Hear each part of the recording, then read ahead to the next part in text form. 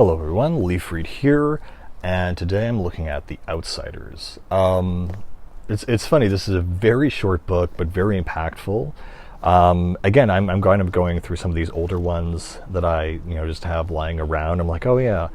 I don't know, this kind of surprised me a little bit. I remember it's kind of it's a vision of America during the 50s. You kind of have, these two gangs, the Greasers and the Socias. And it's a really weird dynamic, I guess, you don't really see, especially now when everything is based around wealth and power, and that's the only kind of divide in society. And so it kind of shows how you have these low-income hoodlums, and then you have high-income hoodlums that are the socias or the socials. And it's interesting how, despite their economic inequality, they're both equally rough and mean to each other. And I don't know. It's a very simple story, I guess. I guess it has vibes similar to Stand By Me. And again, you have, I don't know, just, it felt very emotional, I guess, reading it again. And it's a super short book. It's only about 150 pages. And I guess what got me is just the main character, Ponyboy, and the younger character,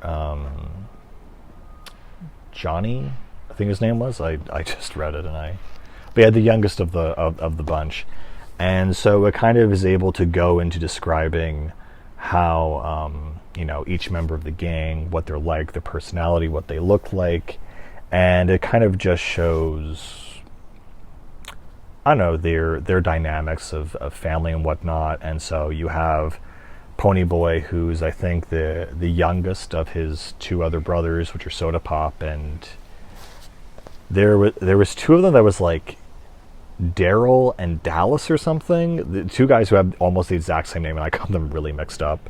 But yeah, it's a really interesting story because you can tell it's pulled from the author's perspective, and in fact, I kind of go through it, but at the end, it kind of says that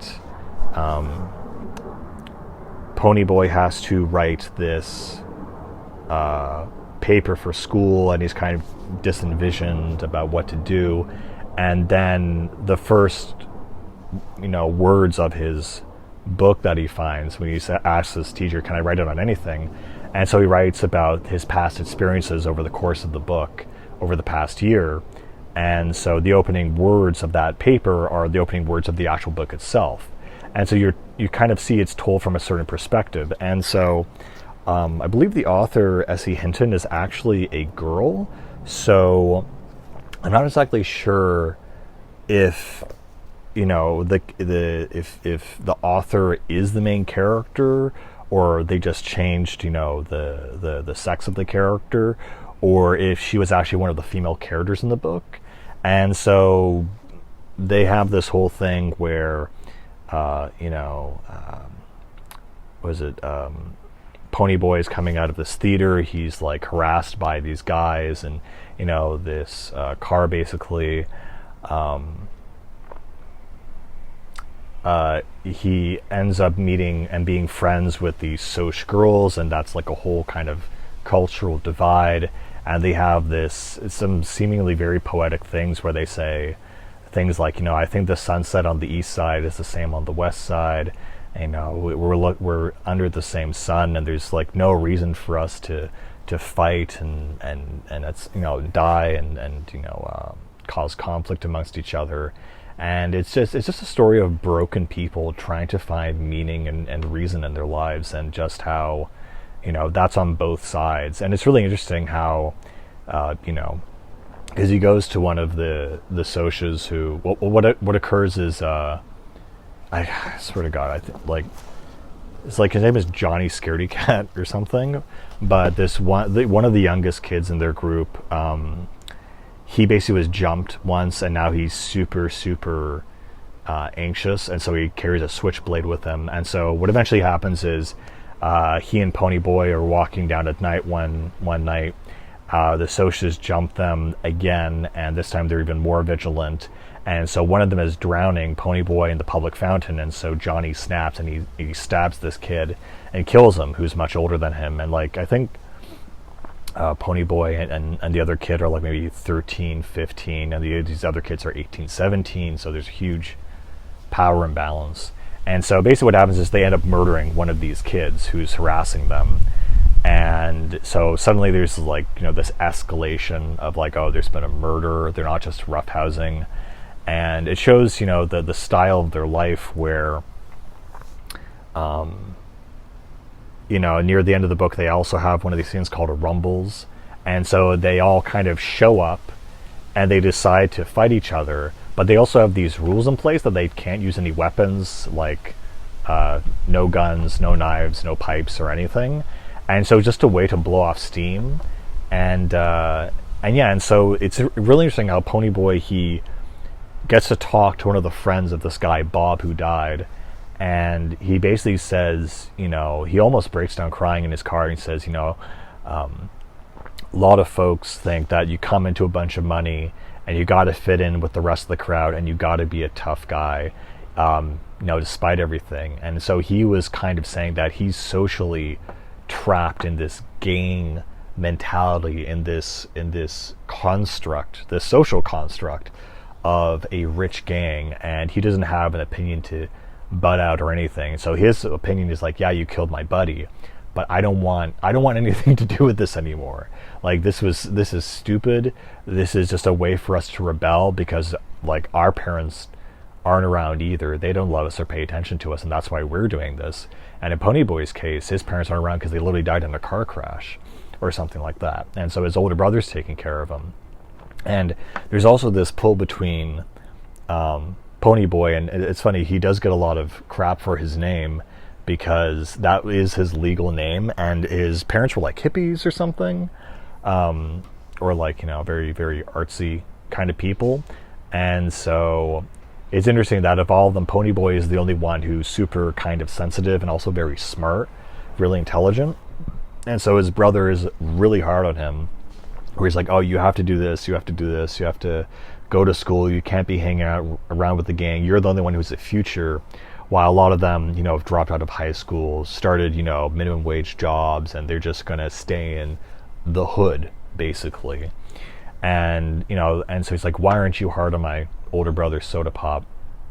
And he's like, oh, well, because Soda Pop has already given up. Like, there's no hope for him. I'm not hard on him because there's no reason for me to be hard on him. And it's kind of like, oh, wow. You know, it kind of shows you, you know, and so it messes with themes of hope, of, you know, the dichotomy of like this young, sensitive, well-read kid being in a bad environment and trying to get out of it, and also being sucked into it. And I know, I think what was it?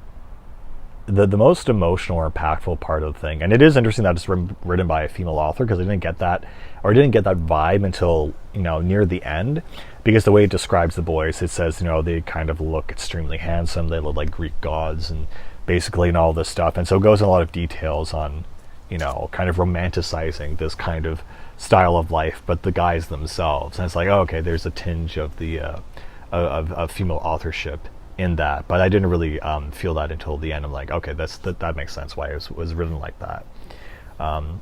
They talk about their like ice hard eyes and their cold stares and stuff like that. But the main kind of event that unfolds is that so they end up killing a guy. They end up going to their one of their older gang members. He gives them like a bunch of cash and a place to stay out in the countryside. So they go out into the countryside. They kind of hide out in this church. There's some kind of very stereotypical event where the church is abandoned, but then somehow the next day a bunch of children are visiting and it catches fire and the church is on fire, and they have to go into the church and save the children. Even though that, you know, they know that they're murderers or they're complicit in this thing. And so they end up saving the children, but then Johnny, the guy who, you know, was the guy who killed Bob, ends up getting a beam broken across his back, and he basically has to go to the hospital, and he's basically dying. And they try to reconcile, saying, the Socs want revenge for the death of their friend, and like, well, the guy who, you know, did that thing is like in the local newspaper as a hero, but he's also dying in the hospital for the good deed he did. So it's like, do the sins of murder, are they outweighed by saving the lives of innocents and incurring essentially near fatal damage? And so it's kind of this really weird, nuanced thing where they're just stuck in this weird conflict with each other that they all kind of want to break free of. And I don't know, there's a really beautiful way it describes when Ponyboy and Johnny, they're going up to the church, and it's kind of the sunset. It has this weird mystical aura where they're out of the city, they're no longer in this gang violence scenario, and they're in the countryside. And I think it's Ponyboy who says, I could live out here like this forever. I'm just away from the madness and the evil of civilization, and here there's just nothing. And it's this really weird vibe where he finds his little paradise just by leaving the environment he's in, leaving this social environment he's in, and he finds some kind of weird small paradise out in the countryside in this church. And it's, I guess, very religious in a certain way. But yeah, I just found that really interesting, like a real mood, if you will. Anyway, so what occurs is that, they try to reconcile, but they say, okay, because of what happened, one person's dead, and the person responsible for it is almost dead, so they have this big rumble that they're leading up to. And it's funny because I could tell it's also kind of written by a female author, because she goes into very little details about the fight. Like, if this was a guy writing this, they'd be like, oh, they had all these weapons, or they had all these looks, and they did this move and that move, and this person attacked this person. But it's very brief. The whole fight is super brief, but still the emotional impact of it is really intense. And so I don't know, like it really got to me. So I mean, there are a few factors of it. So they have this fight, they end up beating back the Socs, and they run into their cars and they drive away. And they go to tell Johnny in the hospital, like, oh, we beat him, we're so happy, whatever. And by the time they get back to the hospital, Johnny's dead. He's passed away from his injuries. He didn't make it, basically. And so they realize all this violence was for nothing. Or no, what is it for? And so then I think it's I can't remember, it's Dally or Dallas or Daryl or whatever. But he's basically one of the older guys in the group, and he basically treated Johnny as like his adopted little brother. Like, it was the only thing kind of keeping him going. And I can't find the exact passage, but I really felt it when it basically said, like, Dally ran out of the hospital room knowing that the only thing he ever cared about or loved was gone, and that he wanted to disappear too. And then you have this scene that plays out where he ends up driving to some random gas station, robbing it, and basically, getting the cops on his ass, and then raising, I think, like an unloaded gun or some kind of gun-like object to the police under this street light, so that they would shoot and kill him, because he just wanted to die. He just, I don't know, it was really like intense, this moment where it's this feeling of total self-destruction, where you've lost the thing you've cared about, and the only thing is pain and violence, and you just can't live without that semblance of love. And so he just finds a way to end his own life through the means of other people, through the means of his life and the reputation that they're all criminals and that they deserve to die. Yeah, it was it's like, wow, I didn't expect this to be so intense, like this very, whatever story.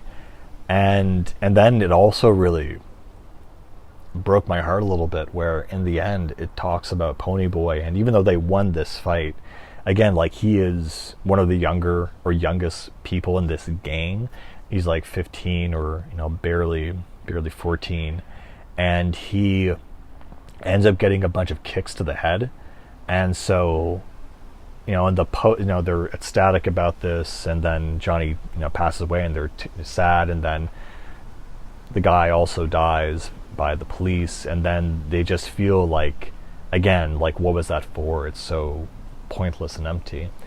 And then to add to that is, like, after the fight, Ponyboy can't focus anymore. He's taken head trauma and some kind of light brain injury, so that he can't focus in school. His grades start slipping.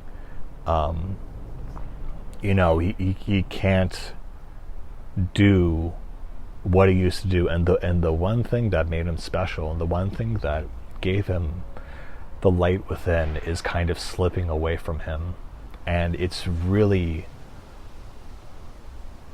painful and sad to see that there's this kid who by his nature, he has something in him that is beyond and pure and good, and it's being corrupted and destroyed by the environment that he's in. And it's so painful to see it. And it's finally when he's losing his hope and his insight that at the end of the book, he asks his teacher again, can I write this final term paper to make up for my grades? Can I write on it anything? And he says, sure. And so that's when he writes the contents of the book. And so his experience with loss and fraternity and pain and this life that he leads becomes the means by which he presumably lifts himself out of that pain and depression. And so I guess I don't know if that's the moral of the story, if there is one, that he's able to transmute his pain and his suffering and turn that into a story of sorts. He's able to construct this narrative and intellectualize the suffering that he's gone through, and turn that into something useful and good. And yeah, it's that's pretty much it. It's very short, very simple. I'd say definitely, worth a read. It's nothing super amazing, but in terms of what I would call contemporary literature, it's not bad. And yeah, and of course the reason they're called greasers is that they greased their hair in the 1950s style, so they're super greasy, and I mean, as the name implies. And I'm not sure if there's, I imagine someone who looks like Grease Lightning out of Grease the musical. It's funny, just like a weird insight that I've had, that I saw a lot of 50s. Recently I was looking at the 50s style hairstyles, and they had that big like poof in the front, which I always thought was like a Yakuza thing, but like, did the Yakuza borrow it from the Americans for that 50s biker look? It just kind of occurred to me that that's what that is, and how, the Yakuza haircut is more prominent now, but, if it's possibly borrowed and adapted from the American style, it wouldn't surprise me, and I just find that really interesting or funny to look at. But anyway, that's pretty much this book. Not a whole lot to say, just some surprisingly emotional moments. Maybe there's a whole sort of overtone or theming I'm kind of putting on it that is from all my past experiences and past books that are kind of flowing into this. Maybe Christian themes of pain and forgiveness and whatnot. Because when I first read this, I didn't really care. It's like, okay, there's some kid who gets beat up and then like whatever. But to see the struggle and the pain and the suffering and the relief and redemption that the characters go through is kind of like, that's the apex of any kind of character arc, that they go through something really difficult and they come outside the other end and they have some insight or something to impart through their pain and their struggle, that it ultimately means something, that sacrifice is not without its reward and its boon. But yeah, that's pretty much it. Not a bad book, kind of fun, kind of interesting. I vaguely remember the movie, vaguely, so I can't really recommend it or not. But yeah, it's all right. Anyway, guys, that's it. Another book down, and I'll see you later. As always, keep reading. Bye.